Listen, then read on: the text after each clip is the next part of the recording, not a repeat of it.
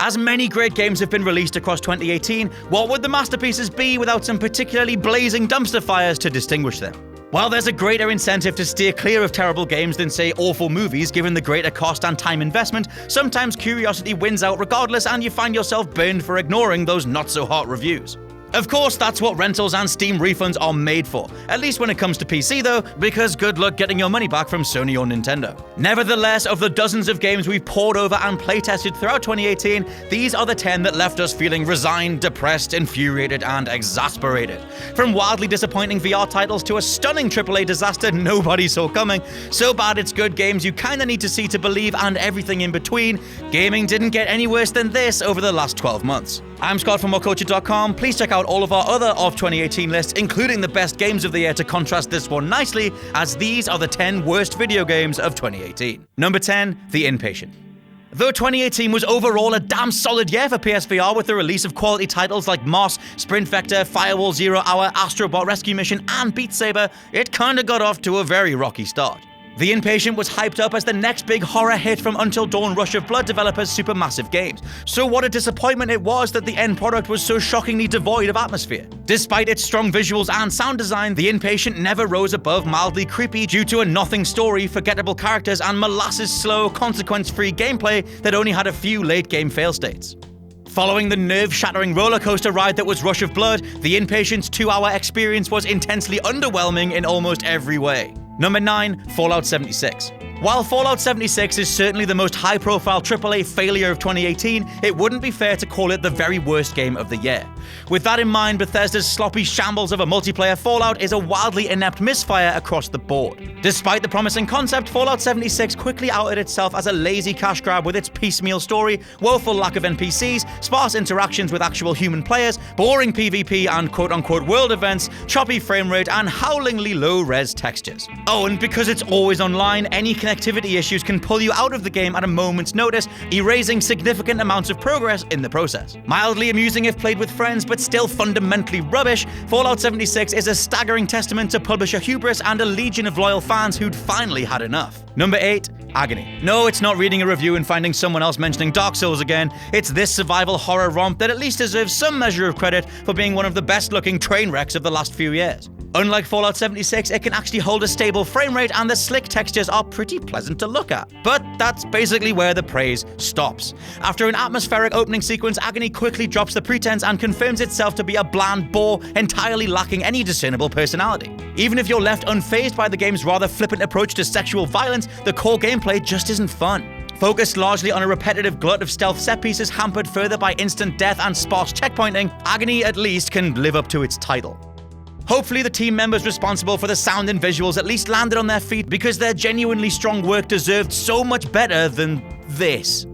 Number 7, Shaq Fu, A Legend Reborn. This crowd-funded reboot of the infamous 1994 beat-em-up Shaq Fu is at least a worthy follow-up in that it's a similarly lousy game you absolutely shouldn't play. This reimagined, monotonous 3-hour side-scroller surely suffers through the most problematic identity crisis of any game released in 2018. On the one hand, it's fundamentally self-aware of its own lame plotting and throwback gameplay, yet it's also shamelessly full of racial stereotypes without even the faintest wink or nudge. The new Shaq Fu has no idea what it wants to be, nor who it's trying to appeal to. In addition to being pretty gross, it's also thoroughly boring, forcing the player to battle against not only repetitive enemies, but also the game's own stiff combat.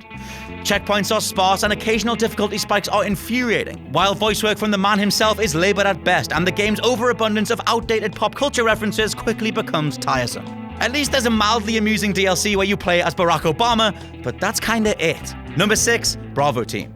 Supermassive Games sadly went 0-2 in 2018 by following up The Impatient with an even lazier, lower-effort VR offering in Bravo Team. Wildly hyped as Rainbow Six for PSVR, even the basic thrill of using the headset's aim controller was rendered mostly moot thanks to the game's flat visuals, awful locomotion mechanics, boring campaign, and unresponsive controller tracking. Without even basic online PvP functionality, Bravo Team was dead on arrival and rightly panned by critics before Eurogamer posted a fascinating expose on the game's troubled Rush development. Thankfully, VR owners got their quality Rainbow Six experience a few months later with the effortlessly brilliant Firewall Zero Hour. Supermassive, meanwhile, haven't announced any PSVR projects since, and that's probably for the best. Number 5, Overkill's The Walking Dead. Taking the Left 4 Dead formula and pasting it into a licensed The Walking Dead game might sound like a cynical move, but it's also one that should prove at least cursorily effective. Payday developers Overkill Software demonstrated that's easier said than done with this dreadfully boring, roughshod co-op survival horror game. Announced over 4 years ago and released on PC with just a suspicious whisper in November, expectations weren't exactly high, yet Overkill's The Walking Dead can't even capture the simple thrill of squad-based zombie slaughter. Hurling players into an array of painfully generic missions and locales, there's absolutely nothing unique about anything the game has to offer, which generally alternates between killing waves of walkers, building defenses, and foraging for resources.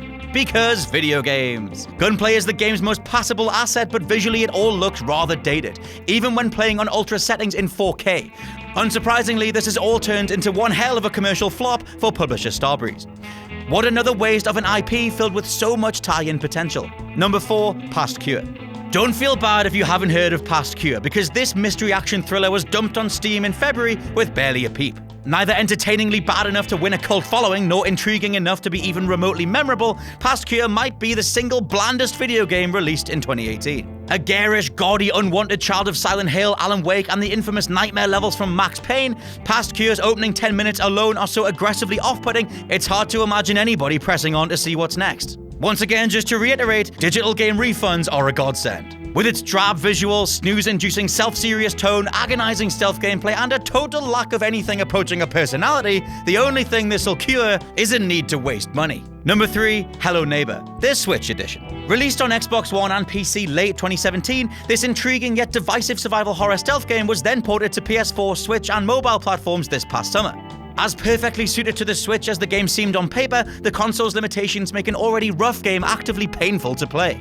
The goal is to sneak inside your creepy, suspicious neighbor's basement without being caught, which is naturally much more easier said than done. Not mentioning the game's frustratingly shaky mechanics and logic, this really gives the atrocious, unacceptable WWE 2K18 port a run for its money.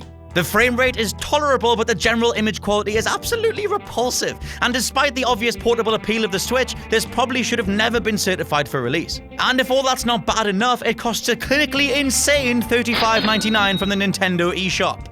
Talk about your Nintendo Switch tax, this is madness. No, seriously, Nintendo really need to get a hand on their digital prices. Is anyone out there? Is anyone listening to this? God. Number 2, The Quiet Man. As embarrassing as Fallout 76 was coming from a major AAA publisher, you can at least see what they were going for. The same can't be said, sadly, for The Quiet Man, a cinematic beat-em-up in the vein of The Bouncer, which was quietly, at least for me, one of the most overlooked games on PS2, although I'm pretty sure it's probably terrible now. Still, this thing was sneezed onto storefronts last month and barely received anything in the way of positive recommendations. Still, there is the basic seed of an interesting idea here, to experience an entire game from the perspective of a deaf man. Yet the execution is so misguided and haphazard it's been earning justified comparisons to Tommy Wiseau's The Room. From the cringeworthy FMV cinematics to the inconsistent treatment of sound in the protagonist's world, the confusing plot, appalling camera, and frustrating fighting mechanics, it's impossible to see what Square Enix even saw in this thing. Plus, let's not forget, they got rid of Hitman and kept this. At least The Quiet Man bothered to be so bad it's good, and though completing the game unlocks a new game plus with all the audio restored, how many people truly hated themselves enough to play through this thing twice? In any other year, The Quiet Man would decisively take the gong for the very worst game of the last 12 months, but 2018 somehow managed to go one worse. Number 1, Super Seducer. Super Seducer is a game balanced perfectly on the precipice of being either an unimaginably awful all-timer or one of the most accidentally fascinating video games ever made. Released after being turned down by Sony and Kickstarter, it's intended as a tool to help hapless men seduce women.